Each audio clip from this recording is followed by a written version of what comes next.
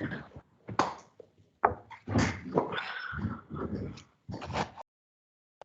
Hello, everyone. Welcome to the Fisheries Restoration Grant Program Pre-Application Solicitation Workshop. Said today's meeting is recorded, so if you can stay on mute unless you have a question, that would help background noise. Before I get going on FRGP, I actually want to give an announcement about another funding opportunity that's going on with WRGB. Just a quick overview. Right now, WRGB has about $200 million available for restoration. And that's open right now through a rolling solicitation. There's drought funding, climate impact funding, and then nature-based solution funding. I'm not going to go into detail about what those are. I just wanted to make people aware of that. There's all these links to our websites, and you can email us at watershedgrants@wildlife.ca.gov. But really the fastest way and probably the most useful way for folks to get to it is if you just Google WRGB restoration, it's going to be this second link that shows up. That'll take you to the solicitation and how to do that. And again, that's a rolling solicitation, so that means they're taking applications now for your concept proposal, and they review those applications monthly and then be in contact with you about awards. So it's a really quick turnaround on getting funded, which is great.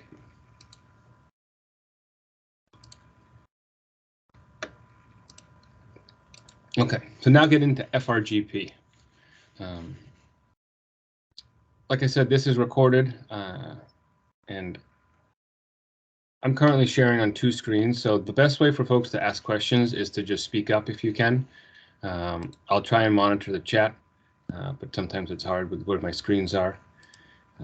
And so please ask questions during the presentation. If you have them, project-specific stuff, we can maybe wait to the end, but we'll meter it as we go through. So the agenda for today is introduction to FRGP. We'll then go over the schedule of the solicitation and then an overview of the guidelines and the PSN which govern our solicitation. The big updates from last year. We'll quickly go over how to apply through our online application. And then the chunk of the time I want to spend is during this pre-proposal phase. That's the biggest update from last year, is we now have this pre-proposal phase to hopefully increase the engagement with applicants and existing partners. And then at the end, there'll be a dedicated time to questions. But again, feel free, if something's not clear as I'm speaking, chime in and let me know. So the first part about the introductions to FRGP is kind of the introduction about who FRGP is. And so to start that and make people aware of who FRGP is, I want to go around and have CDFW turn on their cameras. And we're going to do a quick round robin by region. We'll start with Region 1. We actually have quite a bunch of people on here. But so I just want the regions to say your name, what region you're from, and then what kind of watershed or geographic area you predominantly cover. So let's start with Region 1. Trevor, are you on? I am. All right, can you just lead off? Great, thanks, Tim. Good morning, everyone. My name is Trevor Tollefson. I'm the Fisheries Restoration Grant Program lead for the Northern Region, also known as Region 1. Region 1 includes Del Norte, Humboldt, Lassen, Mendocino, Modoc, Shasta, Siskiyou, Tehama, and Trinity counties. Of course, programs focused on the anadromous rivers and streams within those counties. We've got a great team of knowledgeable and capable staff here, and hopefully those folks are on today and can pop on and say hello and show their faces. So how about, is Mark Elfkin on? I think he's got a camera and mic issues maybe, but Mark is one of our grant managers out of Wairika, covers Mid-Klamath and Siskiyou County. How about Patricia Bratcher?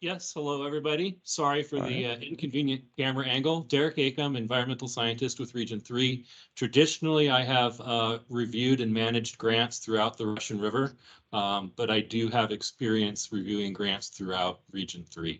I'm going to jump the gun a little bit here and introduce my new colleague, Brett Leonard. Brett? Hello, everybody. Yep, environmental scientist new to Region 3. And my exposure thus far has been primarily in the Russian River watershed. Yeah, thank you, Derek and Brett. And we still have Matt Erickson. Matt, are you on the call? I am. Thank you. Hi, I'm Matt Erickson. Work here in Region 3, but my primary focus has been in Southern Sonoma, Marin, and Napa counties. So if you have any questions about that, feel free to contact me. All right, thank you, Matt. And that is it for Region 3. Tim, thank you. Great, thank you, ma'am. Moving along to Region 4, Suzanne.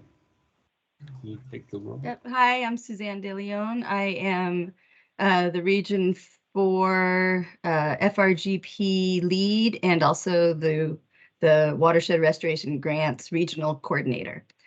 So Region 4 goes all the way to in the central Nevada, all the way to Carmel or to Monterey and San Luis Obispo counties on the coast. We have several grants with FRGP on the coast and also within the Tuolumne River and Stanislaus watersheds. And we do have one grant manager that just came on board. I'm excited about that. And she'll be helping managing FRGP grants, and that's Megan Rooney. Hi, everyone. Good morning. Yeah, Megan Rooney here. I am an environmental scientist within the Cutting the Green Tape program in Region 4. And with that being said, I assist Suzanne DeLeon with any of our FRGP grant management duties. Thanks. Thank you, Megan, and thanks, Suzanne. Next, Region 5. Kyle, I see you're online. Yeah, thank you, Tim. Yeah, I'm Kyle Evans. I am the supervisor for anadromous fisheries and the FRGP lead for Region 5. This is our South Coast region that covers Santa Barbara, Ventura, Los Angeles, Orange, and San Diego counties. Our focus is primarily on southern steelhead. That's the only salmon species we have this far south. There's a lot of restoration work to do. There's a lot of potential and some fantastic habitat down here. With me today, I believe we have one of our grant managers, Nicole. If you want to introduce yourself. Hey, good morning, everyone. My name is Nicole Juergens. I'm an environmental scientist covering the grants all the way from Santa Barbara down to San Diego County. Great. Thank you, Nicole. Okay. Do we have anyone from FRGP that wasn't captured? They want to introduce themselves? I know we have some, our AGPAs on there, but I think we can keep going. Essentially, I wanted to demonstrate that, hopefully FRGP is accessible and our projects are kind of developed and obviously carried out in the regions. And so the regional folks are really the ones who are responsible for kind of initiating and maintaining that relationship with our applicants, our grantees, and our partners. And so an easy way to find who you should contact or anyone you want to contact in FRGP is, again, Google FRGP contacts. The first thing that will list is FRGP's a list of contacts on our website, and that's regions and headquarters, myself, and also our NOAA support. So we get our funding from NOAA, and we work closely with NOAA to carry out projects. If everyone else on the line could help us out and just put your name and your organization, maybe where you work too, in the chat, that would kind of help us understand who's shown up and who we can hopefully reach out to if we don't hear from you otherwise. Now, so without further ado, we'll get into the more meaty stuff. So, what is FRGP? FRGP is essentially a grant program to fund projects that restore and protect salmon and steelhead habitat. We do that mainly through implementation projects or design of implementation projects of in-stream and upslope restoration work. We also fund planning projects for watershed plans, effectiveness monitoring, and organizational support, kind of for capacity building for organizations, as well as education. And so a lot of times we say salmon restoration or environmental ecosystem restoration, and right, we see this picture to the left, this wooded area, free to make a mess, throw a bunch of wood in, but we also know salmon, or the rivers in California and the salmon aren't just accessing areas like this. We have projects like this that are in urban areas that have to run, the rivers run through cities, and we need these salmon to get up through the rivers to get into more suitable habitat. So we're not just a funder that's funding these kind of in the middle of the woods projects. We're also funding these urban streams to provide access, and our funding can be paired with other funding to do either revitalization or other urban projects. So we do a lot of culvert bridge replacements. This picture here is an existing bridge or culvert that just needed to be backwatered. And so you see a bunch of weirs to build up that grade so that there's actually water going through the culvert even during low flows. Eligible applicants are California Native American tribes, nonprofit organizations, and public agencies. So that's your local state governments, your RCDs. Fortunately, it doesn't cover federal governments.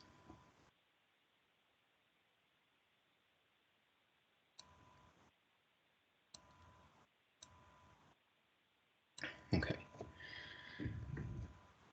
Again, for this funding, we have about $16 million available. There's no maximum amount for a project, and there's no minimum amount. The average project we see is about over $100,000 to several $1 million. And we funded projects for $50,000 also. But that's kind of the general range.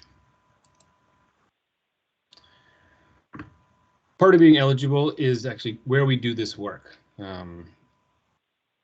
This is just a synopsis of the South Coast, Southern California, where we're doing work. Essentially, but where we do work is what these eligible watersheds, which are listed in our guidelines as the Table 1 FRGP focused watersheds. Essentially, if I was to show this throughout the state, it's like this all the way up the coast, and then in the Sacramento River and San Joaquin River. But essentially, the way to find out if your project's eligible or what you're thinking is to look at the focus table. The maps that we have are more geographic reference, because you'll see some rivers are the entire creek, some are the entire creek in tribs, and some are just sections of that river. Additionally, we have which focus species is allowed to be worked on in there. And then up top, you don't necessarily need to know these, but these are 2-letter codes for different project types. An example are FP would be fish barrier, HB is habitat barrier, or FP is fish passage, HB is habitat barrier, and so on. Essentially, if it's a yes, then that type of work is eligible in this watershed. If it's a no, then it's not eligible in that watershed. And essentially, this is our mechanism to show it's a priority list, essentially, to where we need work. And this list was created in partnership with NOAA, tied closely to the NOAA and state recovery plans. A next thing about FRGP that's unique to FRGP and any funding program in the state is that FRGP holds environmental permits for eligible projects that we fund. And the environmental permits that we hold a CEQA M&D for projects. We get the 401 water quality cert. We get the 404 from Army Corps. And new this year, we worked closely with the California Coastal Commission, and we developed what we're calling the Master Coastal Development Permit, so a Master CDP. So essentially, if your project's in the coastal zone and it's an eligible project, we would hold the CDP for your project. So that's just one less permit that you, as an applicant, would have to try to obtain. In addition to FRGP holding permits, CDFW also has started a Cutting the Green Tape program. That's held within WRGB, which is the same branch FRGP is in. And they do a lot of things, but one of the main things they do is try and help applicants of restoration kind of navigate the funding, sorry, not the funding, but the permitting landscape. And they do that with a bunch of different strategies and improvements to the restoration permitting. So I highly recommend, even if you intend reaching out to FRGP, also looking into the CDFW Cutting the Green Tape. Again, you can Google that and you'll get the link right up the top. But check that out, reach out to them. They're very responsive as well. And again, to help understand how to permit this restoration project that we're hopefully taking on. So next is the schedule for FRGP. And so I've touched on it before, but right, this is a new schedule for FRGP with this pre-application phase. So the PSN was released on January 5th, and we're currently in this pre-application phase, we'll call it. Pre-applications are due February 9th. So that's a 5-week period that they're open. And applicants have to apply, the partners have to apply during this pre-application phase if they want to be considered for the full application phase. So it's a required part of applying.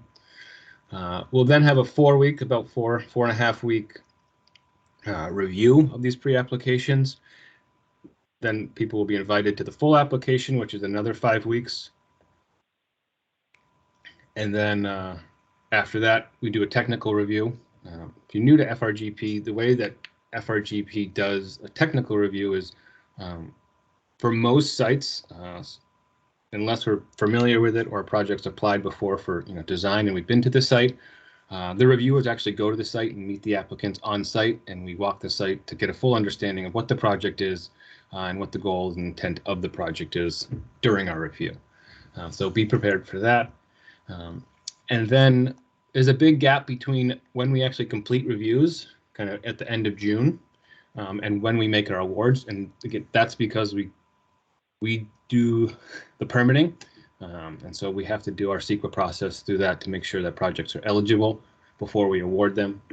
And that takes up that time. But usually projects are awarded in November, December of that same application year.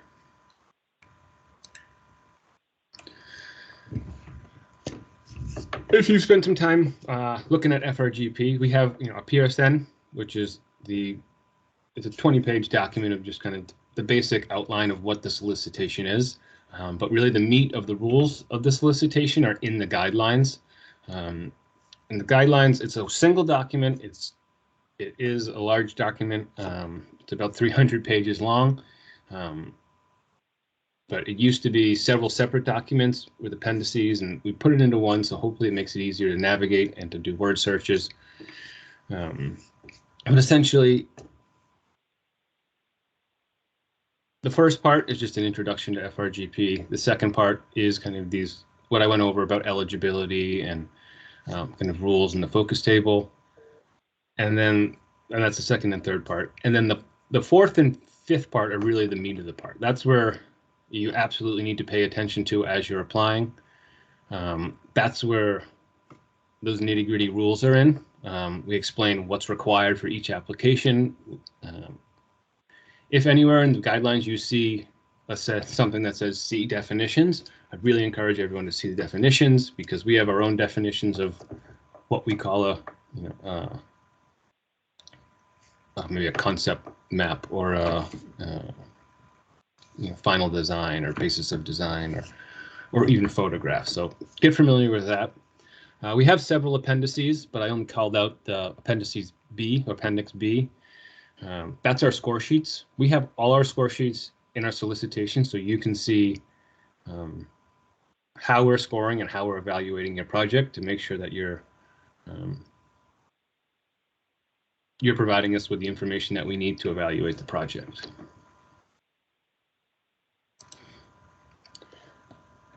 Next, I'll go over the updates from last year's solicitation. I'll say it again, but the big one here is this pre-application phase.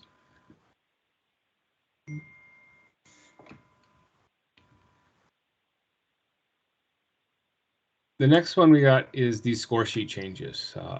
So this year we updated or included a score sheet question, essentially just requiring applicants to consider climate change and improvements to the resiliency of at-risk habitat and infrastructure. Next is the species in the spotlight question. I won't go into detail, but it's now a single score for all species that are in that species in the spotlight of a plus 0.5, as well as we've included the Southern California steelhead, which is also a federally endangered species. Another big change that we have is this grace period. If you've applied to FRGP in the last 2 years, we've had this grace period. Essentially, if applicants forget a document, they can forget up to 2 documents with their application. Prior to 2 years, you would just be ineligible for funding and your application would be kicked out. The last 2 years, we've allowed folks to 24 hours to supply us with those missing documents or incorrect documents, replace those ones. But they've been deducted anywhere from half a point for 1 document and 1 point for 2 documents. This year, we're taking away those point deductions and we're allowing everyone that 24-hour grace period with no point deductions. Additionally, we're carrying this over to the whole review period. Typically, that grace period was just in the administration phase when we reviewed applications for completeness. But during the technical review, if we identify a document is missing, they'll be afforded that 24-hour grace period to provide the correct document. And this is all in an effort to try and really evaluate the project itself and not so much the application and kind of dotting the I's and crossing the T's. The last big update is we've included requirements for Build America, Buy America Act. Essentially, this is a federal act that requires all federal funds being spent on infrastructure projects to be by American-made materials. We don't see this as really affecting our in-stream restoration projects or maybe upslope projects, but projects with materials or infrastructure projects such as a bridge or a culvert replacement or maybe a tide gate. Those projects would be required to meet the Build America, Buy America Act rules.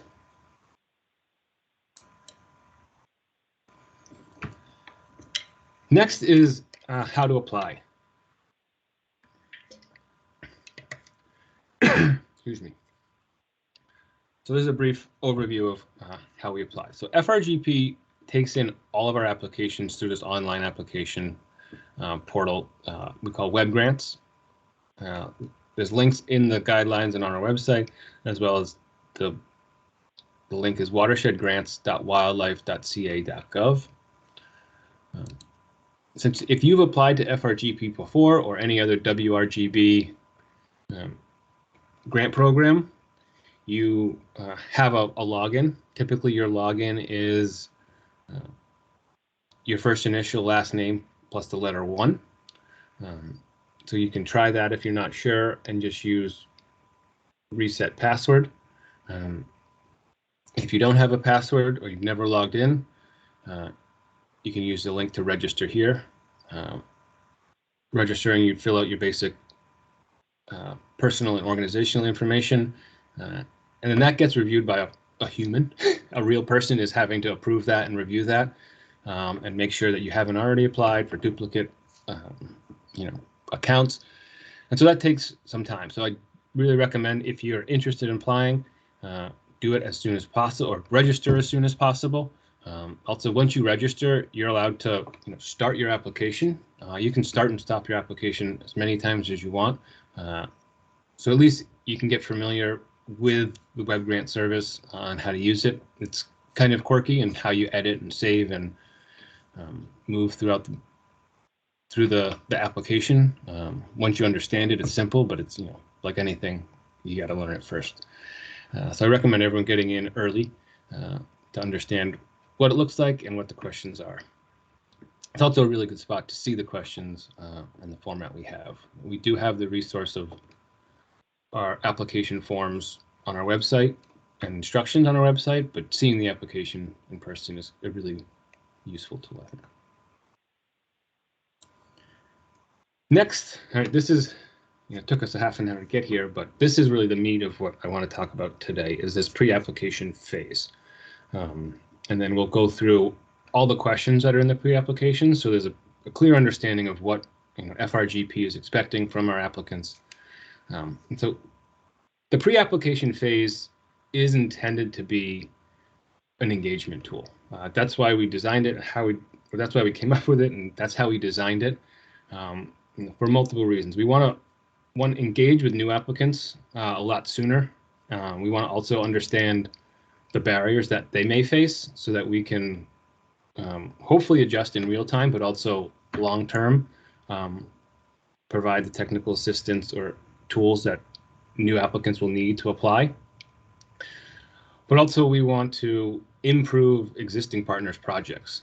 There's sometimes when we get great projects that could be really great. Had we known about the project beforehand or worked with the applicant? A lot of times people say they were afraid to add this extra component because of X, Y, or Z. But we get the proposal and said, no, you should have done that. That would have been great. And so this is our opportunity to have that conversations before we get to this final full application phase where you can't change, your project scope. The pre-application phase is not intended to be a funding decision. So we're not evaluating projects to say, there's no chance you're getting funded. Like I said, it's an engagement tool. Hopefully we can improve projects, improve the application process. But we do have a score sheet and we do have yes/no questions. Essentially, that's a way for us to evaluate the project and provide feedback that will hopefully can be incorporated into the full proposal. The whole application itself is not intended to be an onerous effort. The application is about 2 to 3 pages long, plus a simple budget and some photos and then existing plans. We don't expect new plans to be developed for this. And then we fully understand, that because of our feedback and because 2 months, a lot can change, right? That the pre-application may differ than the full application, and that's okay as long as it's not a completely new project. If you had any concerns about that, of course, you could reach out to us and talk about those.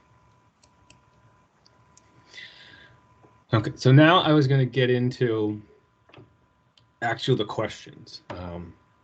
Some of them I'm not going to read verbatim. I'm just going to give kind of an overview of the intent of the question.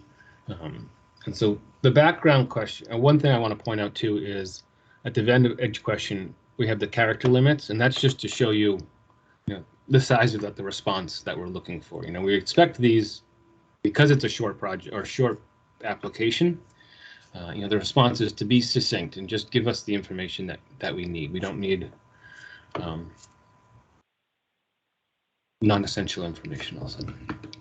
So the first one, project background, is we just want to know how did the landscape or how did your project area become the way it is? Why is the current condition like it is and why is it a problem? The next we want to know is the project status. What have you done so far with your project? And who has done the work?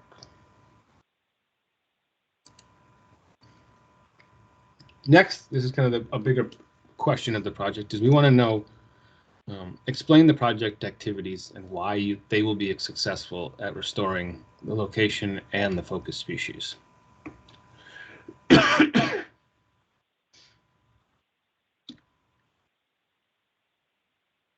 This other question is probably new to most applicants in terms of restoration applications. Is, again, this isn't so much a funding question as we want applicants to take us through the process of kind of how they develop their project and to make sure that they are trying process-based restoration first and kind of going through a tier to get to where they are at the bottom. You know, most,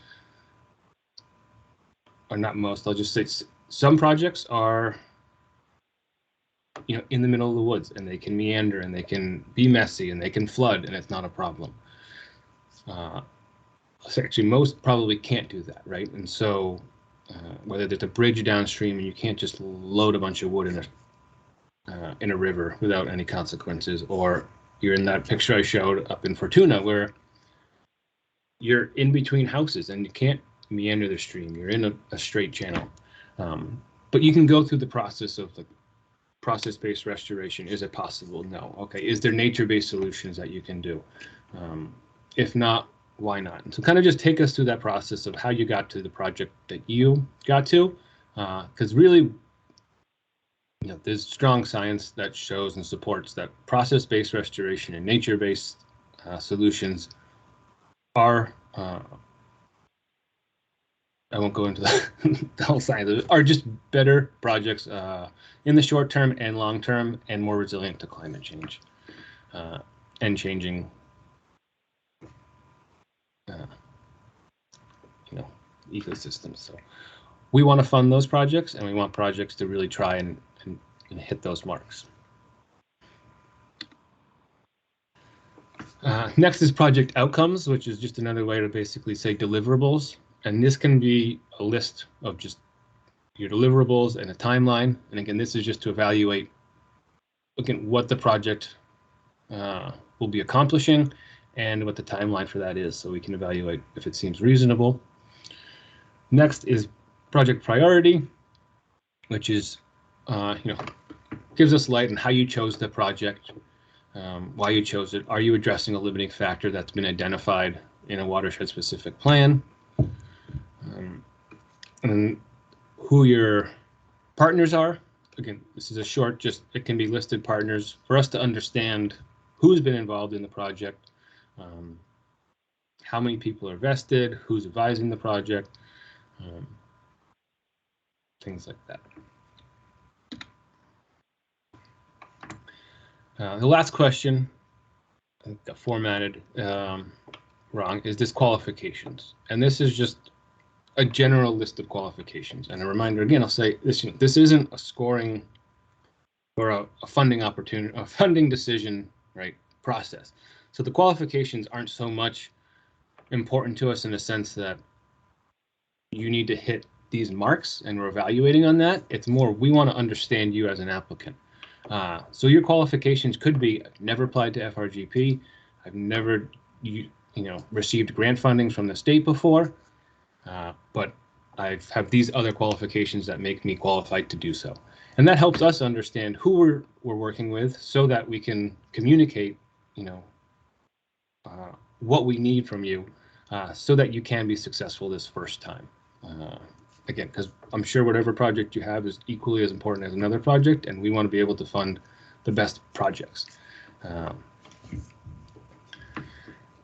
And so do your best to explain your projects. You know, if it's an FRGP funded project, just the project ID will be fine.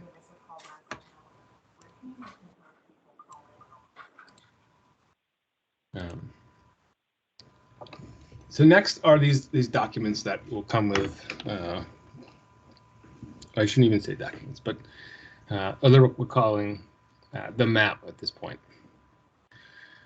Because we changed map from a document to now this year we're trying something new, which will just be a pin drop. And so in the guidelines and applications, there's a link to explain how to do a pin drop if you're not familiar with a pin drop. But essentially, we're just looking for a web address to Google Maps so that we know where the project is. You know, we're doing all these reviews on a desktop, and so typically when we get a project anyways, we're going to Google and looking it up and doing all our satellite images and, you know, things we like to do on the desktop, these resources we have. So we're hopefully trying to make it super easy. Just give us a link, and that's all we need to find out where the project is. These next two, these permitting questions are simple yes/no questions. Essentially, like I mentioned in the beginning, we have this new master CDP permit, coastal development permit, and essentially it's just a yes/no. Is your project in the coastal zone, and would you be interested in using this master CDP? That way we can engage with you soon to make sure that your project is a fit for that permit. Because that permit is new to FRGP. It's actually new to Coastal Commission. That's something that's never been done before, and we're trying this out. The other permitting question is this cutting the green tape. Like I mentioned, they're a really helpful program at helping projects navigate the permitting process. So it's just a yes/no question of would you like to be contacted by the cutting the green tape, and that way they can reach out to you and help you with whatever permitting questions you may have. The next is the required documents. And so photos, essentially it's just if you can compile a couple photos of your site so we can actually see the on the ground location just into a single Word or PDF document. That's what you need for that. Plans are just any existing plans you have, and that's a plan set or, you know, hand sketches. We're not looking for a basis of design for this. These are short applications, and we're intended to review these projects pretty quick. We're not getting into the weeds, so even if you provided a basis of design, probably not going to read it. As much as we love reading basis of design. And the last is the budget. So the budget is for this process is a simple budget. If you've had an application with us before, it's a very similar budget to our agreement, where it's a line item and lump sum. So we're not asking for units and hours at this phase. We'll still need that at the full application, but for this, really the idea for the budget is just for us to get a sense of how much this project costs and where the money's going. Again, we're not reviewing it for funding determinations, and so we're not getting in the weeds. We just want a general sense of how much does it cost and where's the money going.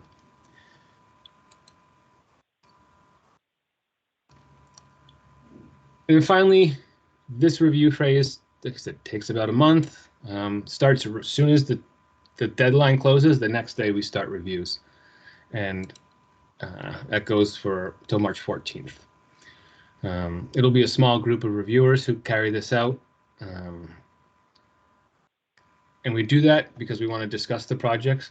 And if we have any questions about the project, expect that we will contact you as an applicant, and we'll give you essentially, there'll be a deadline. Typically, it's going to be about a week to respond. So be on the lookout during this month for any contact or any emails from us asking for a follow-up. And again, it's just maybe because we know this, and this again, it's not a scoring issue. It's just we made this process, try to make it as short as possible. But we realize that there may be instances when we made it too short and you can't fully describe your project. And so we may have follow-up questions. And so it's just a simple information gathering. It's not a scoring project. And so, like I said, it's not a scoring. I don't think I said it earlier, but most projects will get allowed to go to the full application phase unless the project isn't eligible or really just for whatever reason doesn't fit FRGP. That's really the only reason we're seeing a project wouldn't be asked to come back for the full application. And there you go. And then this is my last slide. Basically, the contact information and program information, which kind of went over, but this is also the time for questions now. So I can open it up to everyone if they have questions. And now I can focus on this Teams and look at the chats. So feel free to ask any questions. Tim, this is Randy Liu with Pacific Watershed Associates. Do you hear me? Yes. Hey, regarding the last information you were just discussing about the application, when you get invited back, will you as an FRGP team be working with the applicants during the pre-application phase or during the full application phase to better the project? Like you discussed, the whole purpose behind the pre-application phase was to help better the project. So when would that occurrence be happening? So that will be happening. Hopefully it can happen right now, but also it'll happen during review. So we'll review the projects and provide questions, but it'll also be a time for if CDFW read your proposal and said, oh, I know I'm either familiar with this or I don't familiar, but I think if they did this, this might be a good opportunity to improve it. We would reach out to you. That would be part of our comments and questions. And depending on what that conversation looked like, it may either be through email or just maybe like, hey, can we get on the phone and have a chat? And maybe in rare instances, can we jump out in the field and take a look? I know it's a short timeline to try and get this all in, but if that's possible, we do that too. But that would likely all occur in the pre-application phase, because once the post-application, there's kind of a gag order, right? You can't have specific project questions during that time frame. Is that correct? Yeah, there's still that period where we're not supposed to provide guidance on how to improve or make a project score better. We can still answer questions about how to apply and your project, but we can't be given guided kind of information about how to make your project score better. I think during that time, if you had questions about the project, we could still answer them in terms of restoration questions and technical science questions about restoration. But yeah, anyway, but to get to your point, it's going to happen during this pre-proposal phase and during that review window. So March 9th or February 9th to March 14th is when a lot of that communication is. But actually, I'll be reaching out to at least new applicants to FRGP as soon as this week to start those conversations. All right, thank you. You're welcome. So hold on, I saw one in the chat first, then I'll go to hands. So Rachel said, can you apply for design phase? Yes, so you can apply to design, and I'll go into a little more detail. Maybe this might be weedy a little bit, but you'll see in our proposal that FRGP has different priorities, priority 1, 2, and 3. Priority 1 is typically that implementation or design that will lead to 100% design plans. And then we have design that will lead to less than 100% design plans, priority 3. And so anyways, we recommend that if you're going to do design, apply for design, then your project should take that project to 100%. So the answer is yes, but I don't know if that helped or confused, but let me know if you have more questions about that, Rachel. Next, we got people. So top of my list, I have Margot. Thank you, Tim. I have a technical question regarding the pre-application portal process. So a couple weeks ago, as per the instructions, there was a link for uploading a pin drop. And it seems as though perhaps maybe that has been changed in the system, where it's more wanting to upload a project location and maps in the attachments, as we're used to doing for the final proposals. So I'm just a little confused about that, I guess. So that was my technical question. And then just to verify that you're not expecting finalized budgets at this point either, right?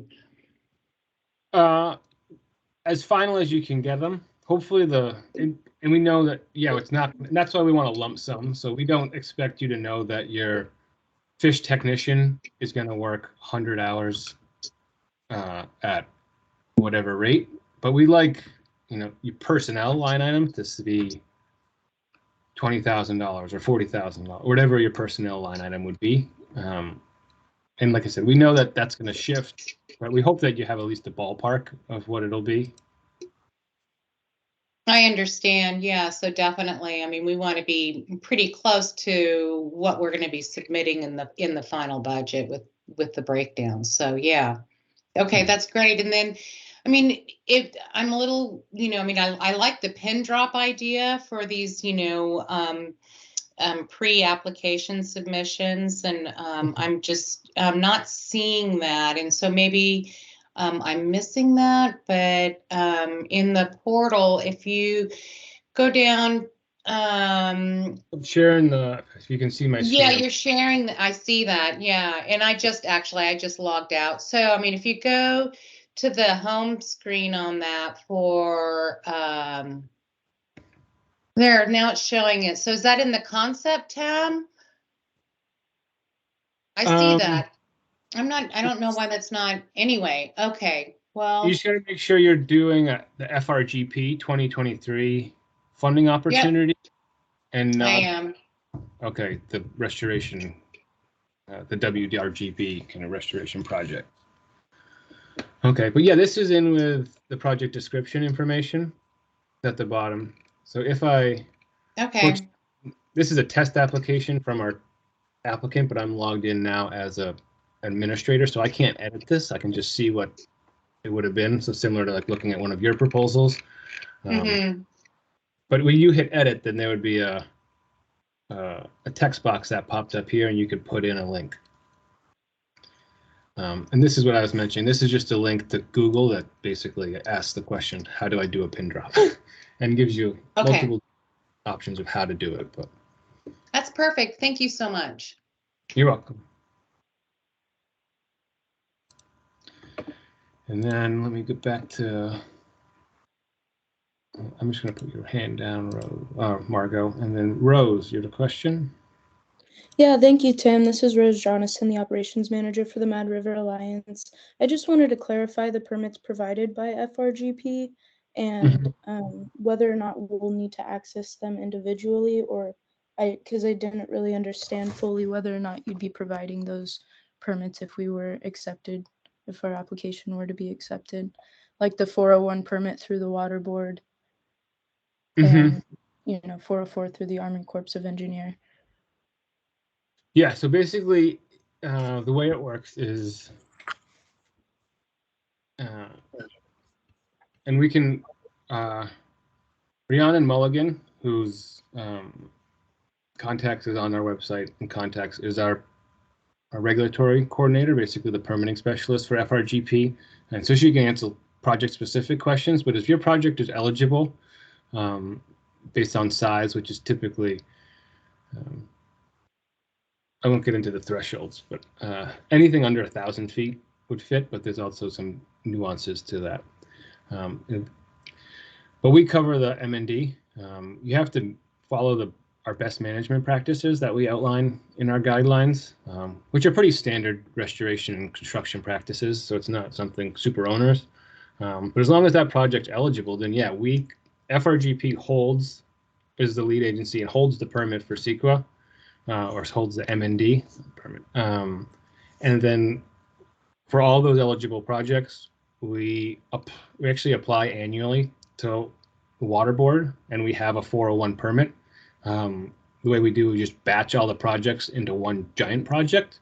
And so we get a permit for all of those projects, essentially. And so the department is holding that permit. And then the 404 is that's a general permit, or regional general permit that we hold in the North Coast and the South Coast. And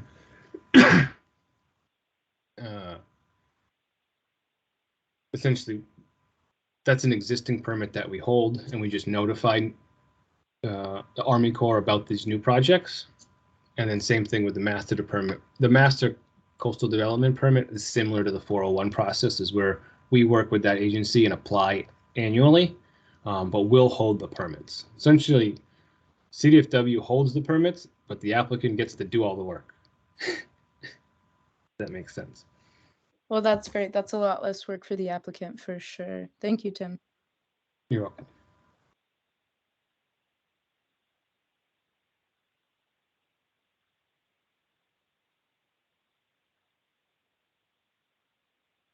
Any other questions?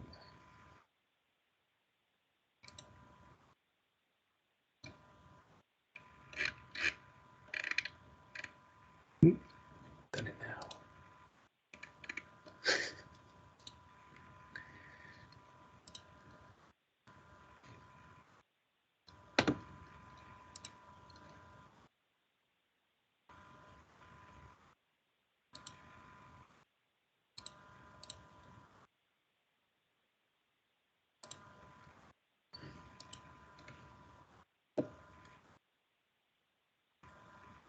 Okay, seeing as we're at 10:58, no more questions. I use this time to wrap up and say thanks everyone for attending. I really appreciate everyone's participation and kind of openness to this new pre-application process. If you have any questions about the process or your project, please reach out to me or anyone in the region. Like I said, our contacts are on our website, the same page where our solicitation is, or Google FRGP contacts, and you can find everyone's email and phone number. And so with that, again, I'll say thank you and have a good day. One last question, please. You said this was taped or we would be able to access this meeting. I didn't hear where we can do that. Is this on directly through you, Tim, or? Yeah, I'm gonna, I'll stop the recording and then it takes a while to download and then we have to just do some post-processing with the transcript. And so that takes some time, but I'll try as fast as I can to get it up to FRGP's website. So it'll be on our solicitation page. So same thing where the FRGP solicitation is, and I'll put it on our main page as well. Good job. Thank you. You're welcome. Hey, I'll stop the recording now.